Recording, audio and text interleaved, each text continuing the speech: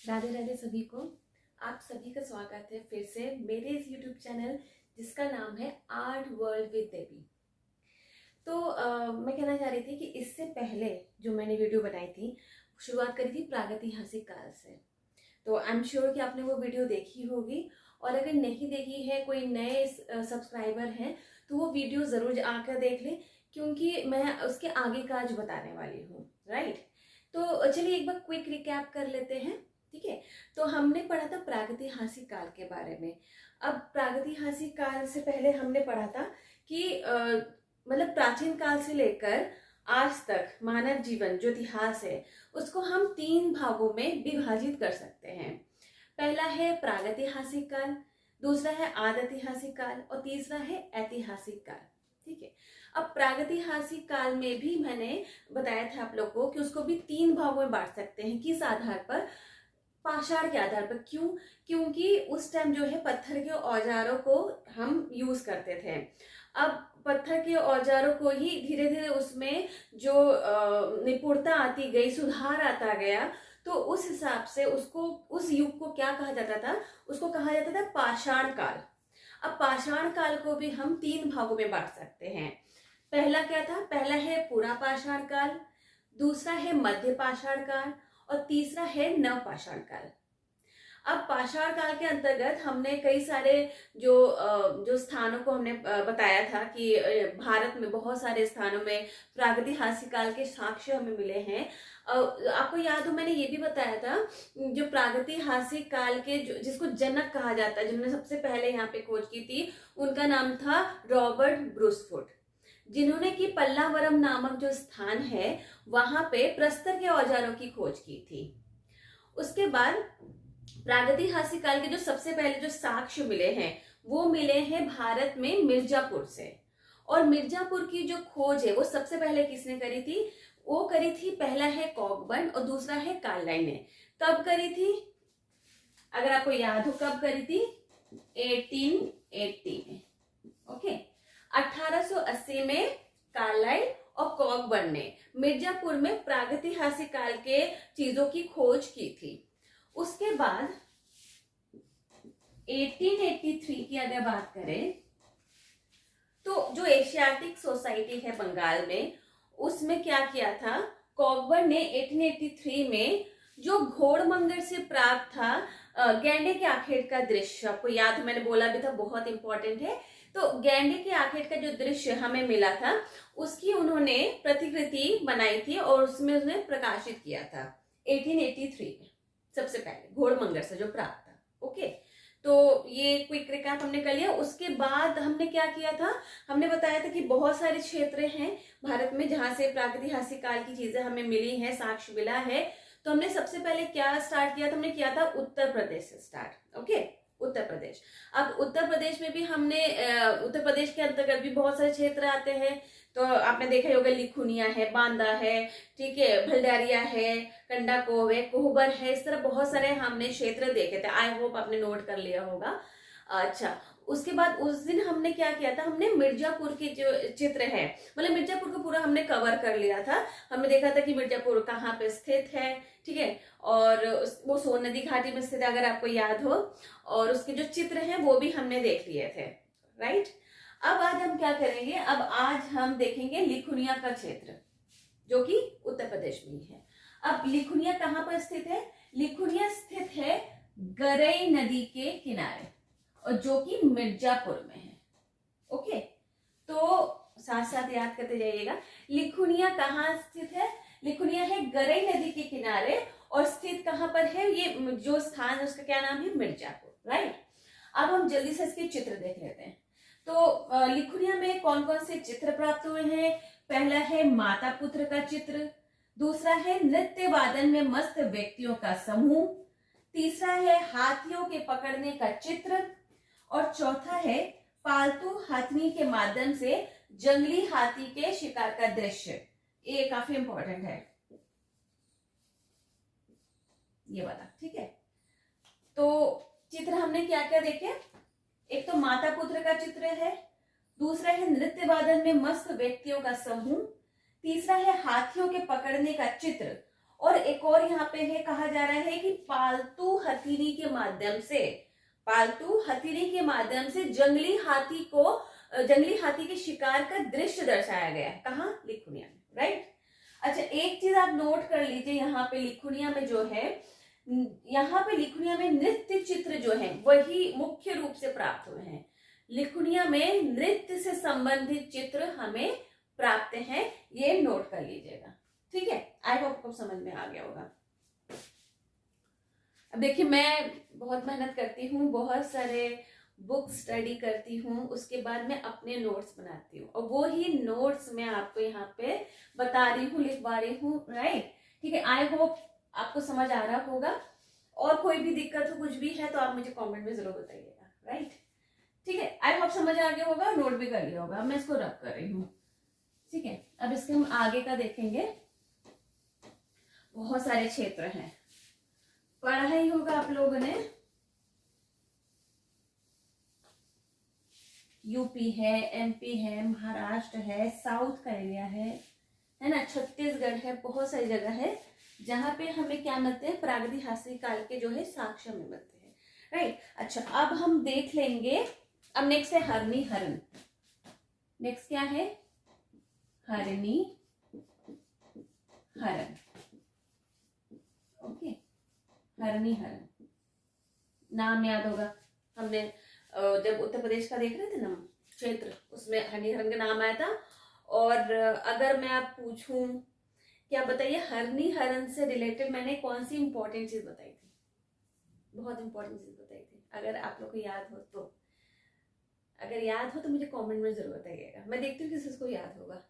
मैंने बहुत इंपॉर्टेंट चीज बताई थी हरनी हरण से, मैं आज नहीं बताऊंगी, कमेंट में पहले बताइएगा, और उसके बाद देखूंगी कि किसका सही है नहीं है, जो भी है फिर मैं सही जवाब बताऊंगी आप लोगों को, राइट, ठीक है। अब हरनी हरण का देख लेते हैं। तो हरनी हरण जो है, इसकी खोज की बात करें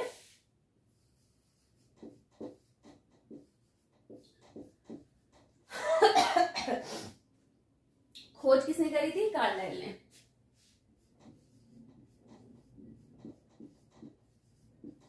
खोज किसने करी थी? कार्लाइल महोदय ने, जिन्होंने कॉकबर्न के साथ कहाँ की खोज करी थी? मिर्जापुर की, ठीक है। अब मिर्जापुर क्षेत्र में ये स्थित है और विजयगढ़ दुर्ग के समीप है, हरनी हरण गांव में, ओके। तो स्थिति क्या है? मिर्जापुर में ही है तो मिर्जापुर में ही, और ये है विजयगढ़ दुर्ग के समीप। कहां पर है? विजयगढ़ जो दुर्ग है, किला, विजयगढ़ दुर्ग के समीप हरनी हरण नामक ये गांव है, ठीक है। हरनी हरण नामक गांव है, ठीक है। एक बार देख लीजिए,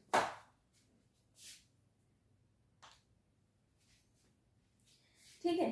तो मैं क्या बता रही थी, हरनी हरण के एरिया खोज किसने करी थी? कार्लाइल ने। और कहां पर है? मिर्जापुर में है, विजयगढ़ दुर्ग के समीप हरनी हरण नामक एक गांव है। अच्छा, प्रागैतिहासिक काल का जो वो है, जो टाइम पीरियड है, मैंने बताया था, अगर याद हो, ठीक है, मैं बताती हूँ एक बार, मतलब रिवाइंड करते जाएंगे, ठीक है ना, रिवाइज करना बहुत जरूरी है। तो पूरा पाषाण काल जो है उसका क्या बताया था मैंने? पूरा पाषाण काल का 30,000 से लेकर 25,000 ईस्वी पूर्व, ठीक है। ईस्वी नहीं, ईस्वी पूर्व, बहुत कंफ्यूजन होता है इन सब चीजों में, आई नो होता है, ठीक है, ओके। उसके बाद जो है मध्य पाषाण काल क्या है? 25,000 से 10,000 ईस्वी पूर्व, ओके। और नव पाषाण काल का क्या टाइमिंग था? बताइए, नव पाषाण काल का टाइमिंग, ओके, 10,000 ईस्वी पूर्व से लेकर 3,000 ईस्वी पूर्व, ठीक है। पूरा पाषाण काल, मध्य पाषाण काल और नव पाषाण काल। रट गया?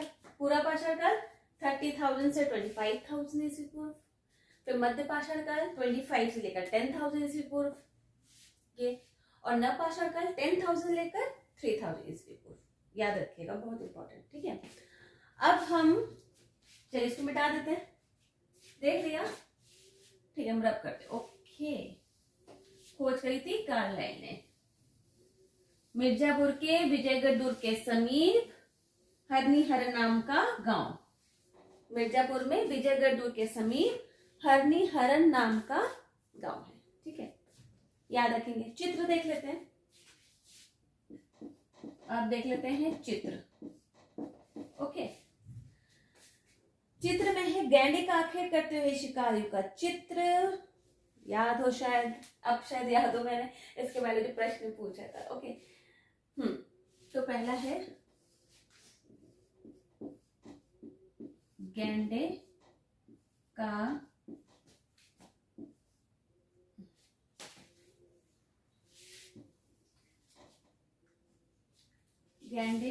आखेट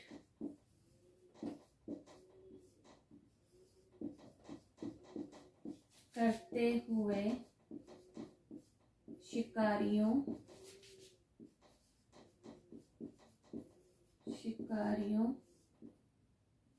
का दृश्य। ठीक है, पहला क्या है? गैंडे का आखेट करते हुए शिकारियों का दृश्य। ओके, इसमें दिखा रहे हैं 6 आदमी कांटेदार भालों से शिकार कर रहे हैं। इसमें क्या दिखा रहा है कि 6 आदमी हैं, 6 आदमी हैं जो क्या कर रहे हैं? कांटेदार भाले से वार कर रहे हैं, वार कर रहे हैं। ठीक है, समझ आया? ओके, तो पहला क्या दिखा? गैंडे की आखेट करते हुए शिकारी का दृश्य, जिसमें क्या दिखा रहे कि जो 6 आदमी, मतलब 6 शिकारी, 6 आदमी कांटेदार भाले से क्या कर रहे हैं? वार कर रहे हैं। एक पशु को 6 लोग मिलके। ओके, अच्छा ठीक है। दूसरा देखते हैं, आखेटों की प्रहार करती हुई मुद्राएं। इसमें दूसरा क्या है? दूसरा है जो आखेटक दिखा रहे हैं, आखेटकों की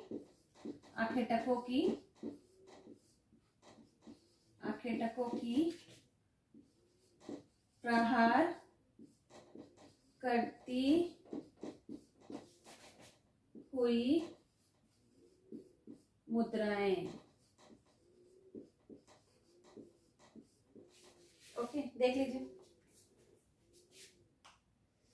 आखेटकों की प्रहार करती हुई मुद्राएं। मुद्राओं का क्या मतलब होता है?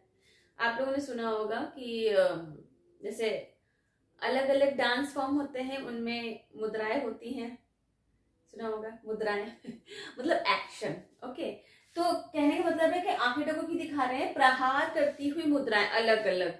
ठीक है, कोई ऐसे मार रहा है, कोई ऐसे मार रहा है, मतलब अलग अलग मुद्राएं, कोई इस तरह कोई इस तरह है, मतलब अलग अलग मुद्राएं, मतलब एक्शन। ठीक है, अलग अलग एक्शन पे वो दिखा रहे हैं कि वो प्रहार कर रहे हैं। ओके, तो ये आखेटकों की प्रहार करती हुई मुद्राएं, नोट कर लीजिए।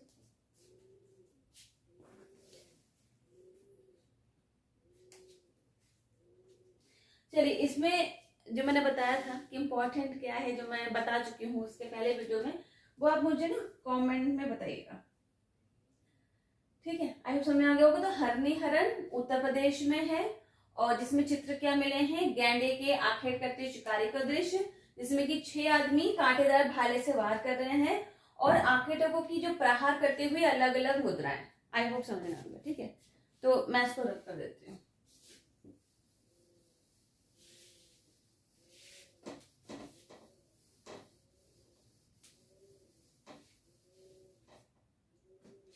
ओके, नेक्स्ट जो क्षेत्र है, नेक्स्ट क्षेत्र की बात कर लेते हैं, वो है बांदा का क्षेत्र। बांदा बांदा क्षेत्र कहाँ पर है? उत्तर प्रदेश। ठीक है, उत्तर प्रदेश, यूपी। बहुत सारे क्षेत्र मिले हैं यहाँ पे उत्तर प्रदेश में।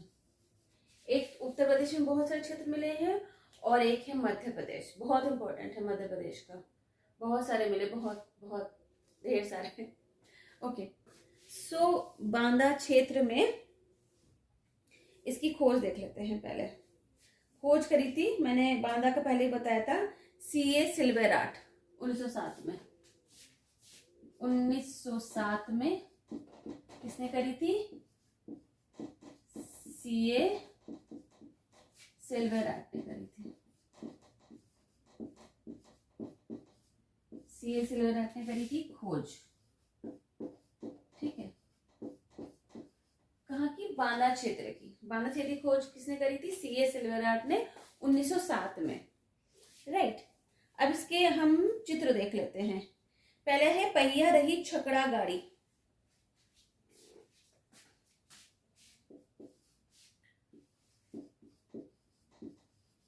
पहिया रहित छकड़ा गाड़ी।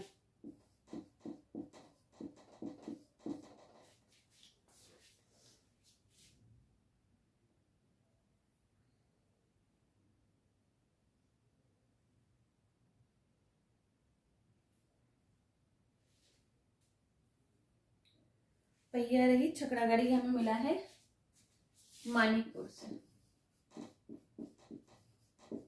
मानिकपुर जो बांदा के अंतर्गत आता है। इसी के अंतर्गत जो क्षेत्र आते हैं, ठीक है, बांदा क्षेत्र के अंतर्गत ही आता है। तो क्या है? पहले हमने देखा पहिया रहित छकड़ा गाड़ी। पहिया रहित मतलब इसमें पहिया ना हो। पहिया रहित छकड़ा गाड़ी जो हमें मानिकपुर से मिला है। ओके, नोट कर लीजिए। सेकंड है बारहसिंगा का पीछा करते हुए धनुर्धारी। क्या है? यह है बारहसिंगा का पीछा करते हुए धनुर्धारी। धनुर्धारी ये कहां से मिला है? करिया कुंड। कहां से मिला है? करिया कुंड।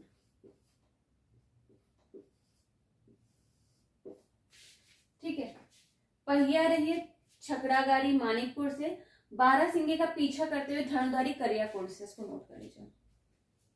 बारहसिंगा का पीछा करते हुए धनुर्धारी मिले हैं कहां से? करिया कुंड से। इसके बाद है 3 घोड़ों का ओजपूर्ण अंकन। 3 घोड़ों का क्या है? ओजपूर्ण अंकन मिला है। 3 घोड़ों का ओजपूर्ण अंकन। 3 घोड़ों का ओजपूर्ण अंकन कहां से मिला? मानिकपुर से।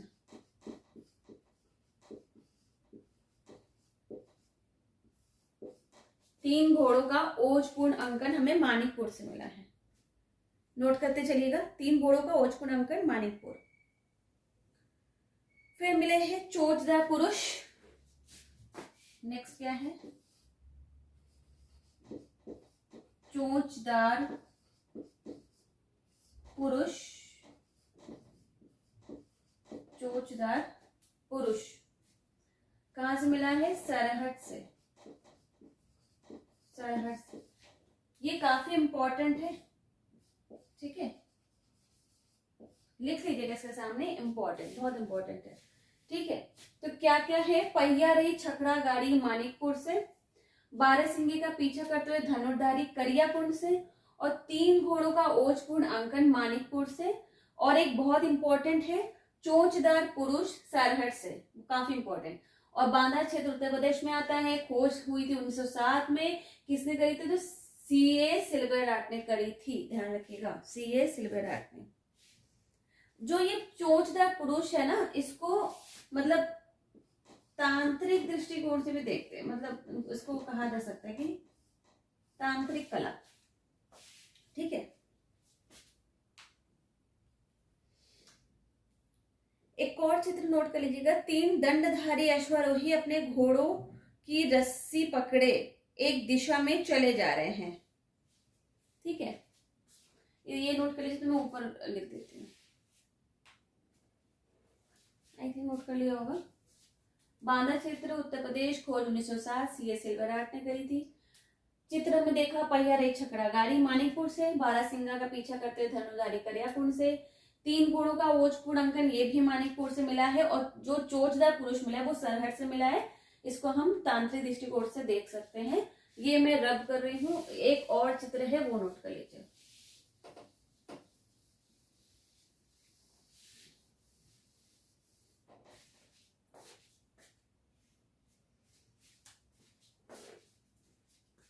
पांचवा क्या है? 3 दंडधारी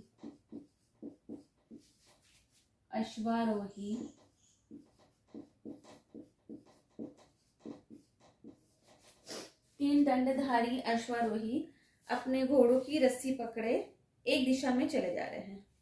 क्या करें? अपने घोड़ों की रस्सी पकड़े, अपने घोड़ों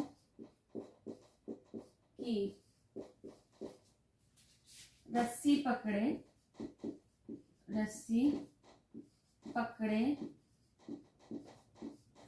एक दिशा में चले जा रहे हैं। ओके, एक दिशा में चले जा रहे हैं।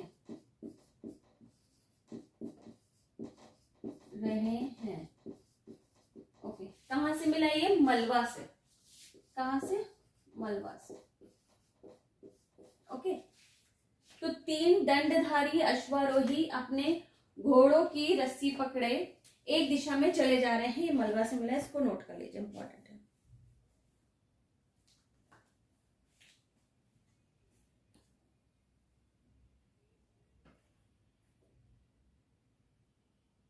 ठीक है, 3 दंडधारी अश्वारोही अपने घोड़ों की रस्सी पकड़े एक दिशा में चले जा रहे हैं। ओके, तो उत्तर प्रदेश का क्षेत्र हमने देख लिया, बांदा का भी देखा, लिखुनिया का भी देख लिया हमने। अब हम मध्य प्रदेश पे आ जाते हैं। राइट, आई होप नोट कर लिया होगा, तो मैं इसको रद्द कर देती हूँ। अब हम कौन सा क्षेत्र देखेंगे? मध्य प्रदेश। ठीक है, मध्य प्रदेश का क्षेत्र बता देती हूँ, उसके बाद हम एंड कर देंगे इस वीडियो को, वरना एक साथ काफी लंबा हो जाएगा। मैं नेक्स्ट वीडियो में फिर उसका जो भी क्षेत्र है उसकी क्या डिस्क्रिप्शन है, कौन से चित्र हैं, नेक्स्ट वीडियो में लाऊंगी। राइट, तो आप अभी नोट कर लीजिए मध्य प्रदेश का क्षेत्र। जैसे उत्तर प्रदेश से भी बहुत चित्र मिले हैं, मध्य प्रदेश भी बहुत इंपॉर्टेंट है। मध्य प्रदेश के कुछ एरिया से बहुत मिले हैं, पंचमढ़ी है, भीमबेटका है, आपको पता ही है, पुरातन क्षेत्र है। ठीक है, मध्य प्रदेश।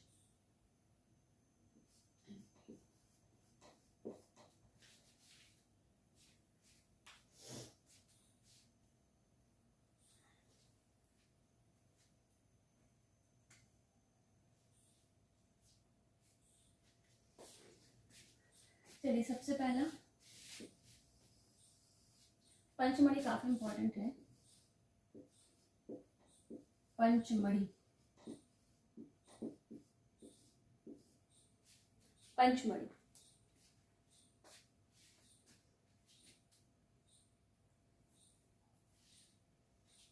चलिए, इसका देख लेते हैं। 1932 में जीआर हंटर ने करा था, और 1936 में डीएच गार्डन ने करा था। मतलब मेन खोजकर्ता डीएच गार्डन है, चित्रों का परिचय जीआर हंटर ने दिया था 1932 में।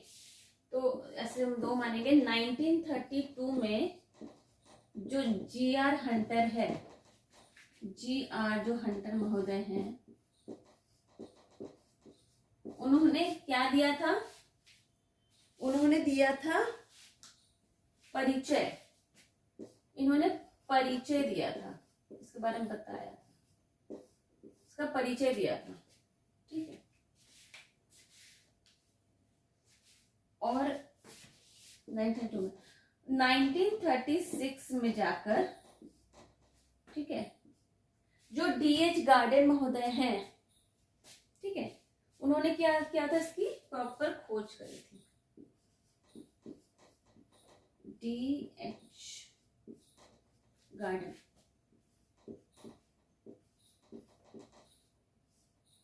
ये कौन है, खोज करता,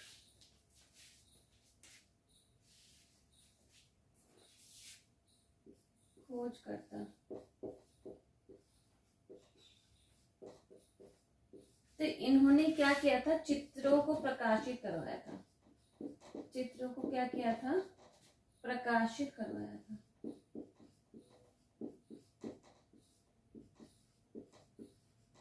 प्रकाशित करवाया था, ओके।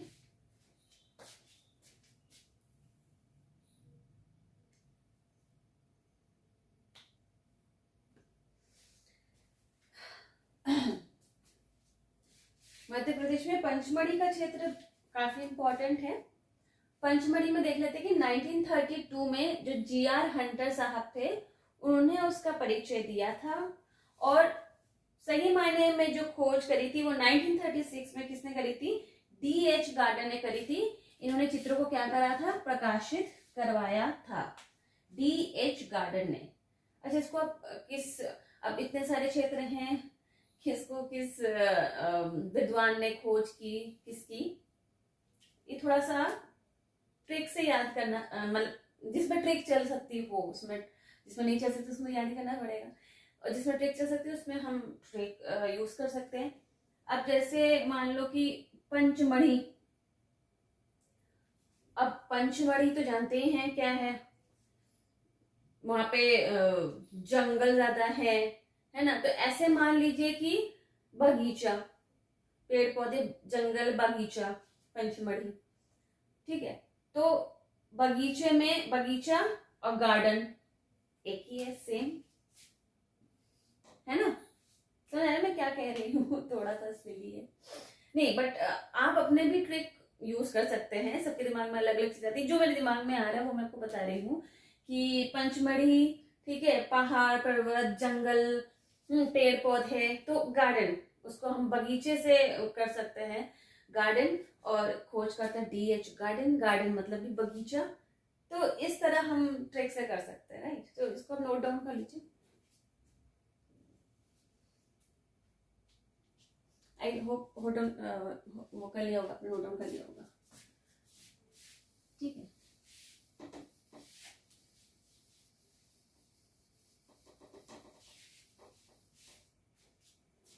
अब देख लेते हैं होशंगाबाद, दूसरा क्या है क्षेत्र, होशंगाबाद, होशंगाबाद।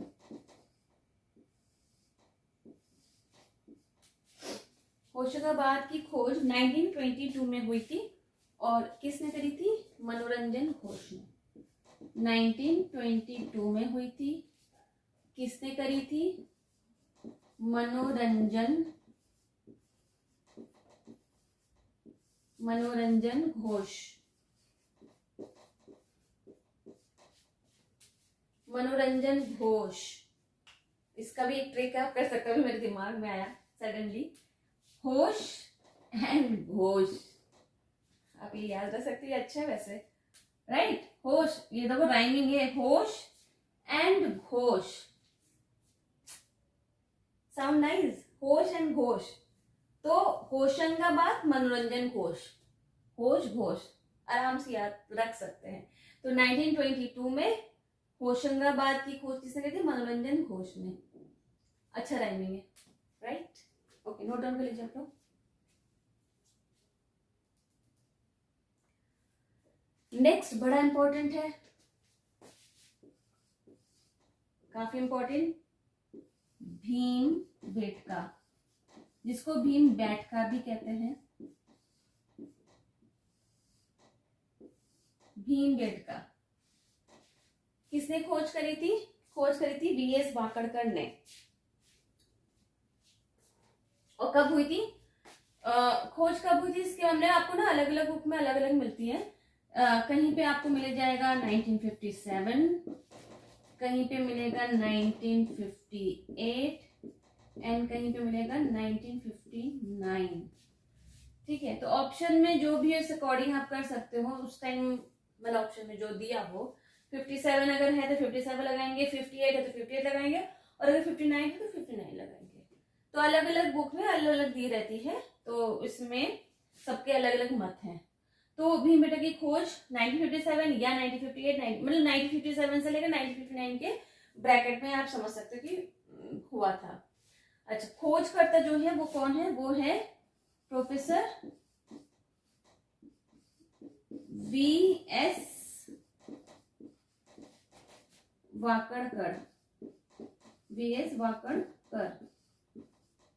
पूरा नाम क्या है इनका, बताइए जल्दी पूरा नाम।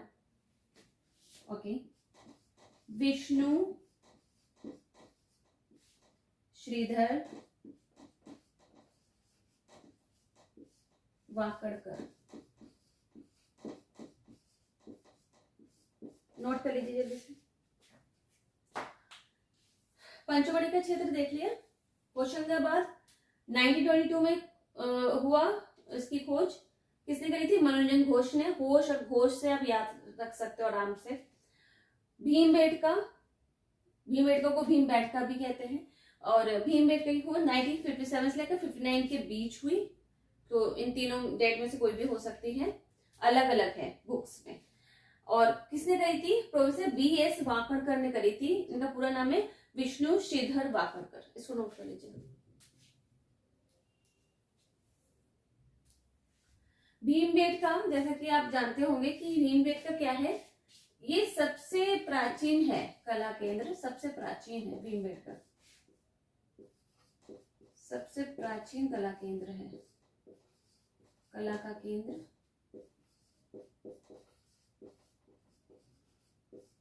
भीमबेटका हमारा सबसे प्राचीन कला का केंद्र है। 57 से 59 प्रोफेसर V.S. वाकड़कर, विष्णु श्रीधर वाकड़कर ने करा था। आई होप नोट कर लिया होगा आप लोगों ने।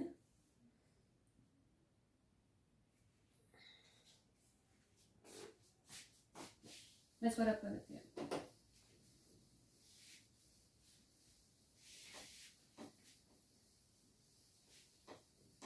ठीक है, और क्षेत्र हम देख लेते हैं।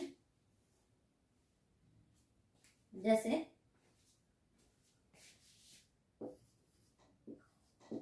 पहाड़गढ़,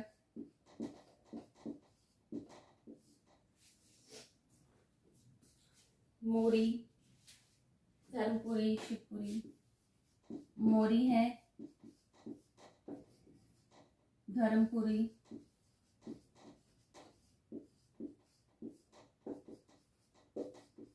शिवपुरी,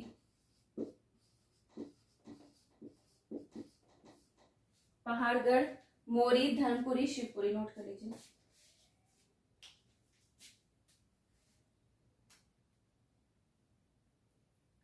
पहाड़गढ़, मोरी, धर्मपुरी और शिवपुरी। पहाड़गढ़ कहाँ पर है? किस जनपद में पड़ेगा? ये है मोरेना जनपद, मोरेना जनपद में। बाहर जाकर नोट करना, मोरेना जनपद में है। मोरी मंदसौर जिला, मंदसौर जिला। धर्मपुरी भोपाल। नोट कर लीजिए। पहाड़गढ़ मोरेना जनपद, मोरी मंदसौर जिला और धर्मपुरी भोपाल में।